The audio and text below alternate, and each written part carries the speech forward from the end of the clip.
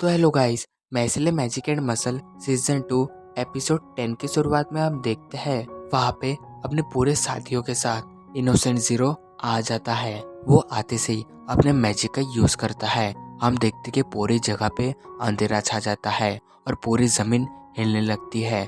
देखते ही देखते और पूरा स्टेडियम टूटने लगता है और फिर वो अपने सेकंड मैजिक का यूज करता है, जिससे कि वहाँ पे जितने भी लोग होते हैं वो सब फ्रीज हो जाते हैं। हम देखते कि वहाँ पे जितने भी लोग होते हैं वो सब अपने ही जगह पे स्टॉप हो जाते हैं। फिर तभी इनोसेंट जीरो अपने साथियों के साथ नीचे उतरता है। तो वही वो सोचता है, मैं बंडेड, मैंने कभी नहीं सोचा था कि मैं तुम्हें ढूंढ पाऊंगा। मैं जब भी सोचता हूँ तुम्हें खोने के बारे में, मेरा मन दुख से भर जाता है। तुम बहुत ही ज्यादा खूबसूरत हो मेरे प्यारे बेटे। मैं तुम्हें जैसे ही अपना बना लूंगा तो मैं पूरा हो जाऊंगा। पर तभी पीछे से कोई कहता है, तुम जैसा चाह रहे हो मैं वैसा नहीं होने दूंगा। और वह पर्सन होता है वेल बर्ग। तो वही एक लड़का कहता है, ओए बुड्ढे, तू हमारे बीच में टांग क्यों अड़ा रहा है? अगर तुझे अपनी जान प्यारी है तो तू यहाँ से चले जा। लेकिन तभी वो लड़का इमेजिन करता है कि बड़ा सा चाकू उसे बीच में से काट रहा है। वही वो लड़का सोचता है, ये क्या था? तो वही वेलबर्ग कहते हैं, क्या तुम इतने से ही डर गए? और ये कहते वो अपनी कैप निकाल लेते हैं। फिर वही हमें वेलबर्ग का पहली बार इतना खतरनाक चेहरा दिखाया जाता है और वही वो लड़का डर के मारे कांपने लगता है। उसकी बॉडी से पसीने टपक रहा होता है। पर तभी इनोसेंट जीरो उस लड़के के कंधे पे हाथ रखता है और वेलबर्ग से कहता है, वेलबर्ग, तुम मेरे दोस्तों को तो मत डराओ, अगर तुम ऐसा करोगे तो मुझे बहुत ही बुरा लगेगा। फिर वही वेलबर्ग जीरो से कहता है, तुम यहाँ पे किस वजह से आए हो?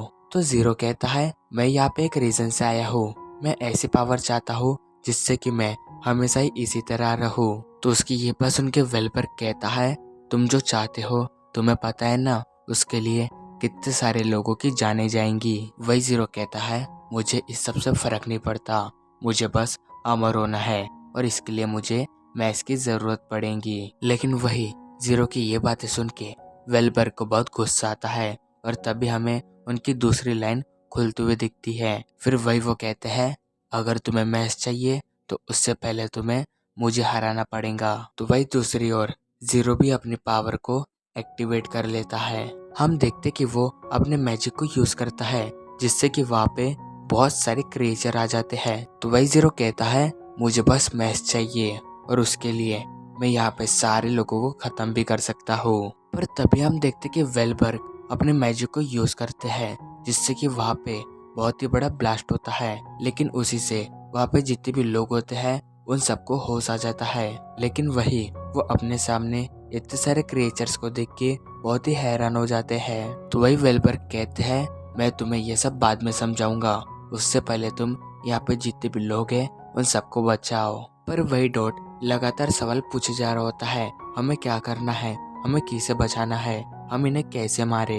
तो लेंस कहता है, तुम बस इन्हें रोक के रखो, बाकी का मैं देख लूंगा। और वही हम काल्दो को देखते हैं जो उन क्रिएचर्स को मार रहा होता है। पर वही वो सोच रहा होता है, मुझे इन्हें जल्दी खत्म करना पड़ेगा ताकि मैं वेलबर्ग की मदद कर सकूं। तो वही डॉट वापस से पूछता है, आखिरकार यहाँ पे इतने सारे क्रिएचर्स कहाँ से आए? पर वही लेंस गुस्से में कहता है, ज्यादा मुंह मत चलाओ, बस इन्हें मारते रहो। फिर वही हम देखते कि वो दोनों अपनी पावर से उन सारे क्रिएचर्स को मारने लगते हैं। दूसरी तरफ हम जीरो को देखते हैं जो वेलबर्ग से कहता है, तुमने इतने कम लोगों को क्यों जगाया?